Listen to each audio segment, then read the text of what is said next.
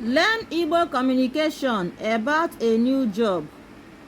Igbo, English. Number one sentence says, Ego nwetara ọrụ ọhụrụ. Ego nwetara ọrụ ọhụrụ. It means Ego got a new job. Ego here is a name of a girl in Igbo. Kedu ụdị ọrụ o nwetara?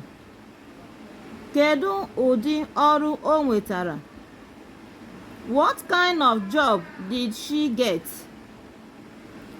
O nwetara ọrụ nọọsụ. O nwetara ọrụ nọọsụ.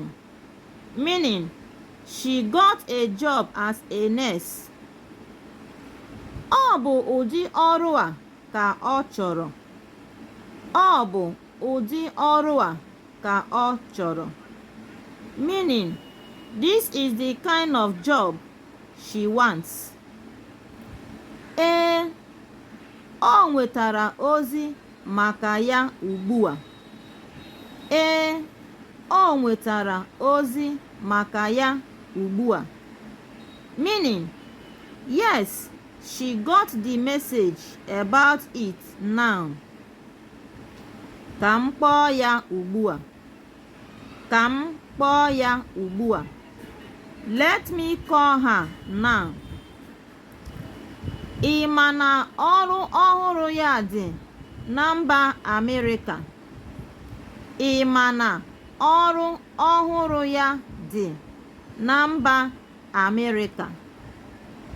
Meaning, do you know that her new job is in America? Eziokwu, nke a bụ ihe ọma. Eziokwu, nke a bụ ihe ọma. Meaning, for real, this is a good thing. Like and share our videos. Follow us for more. Subscribe to our channel. Bye.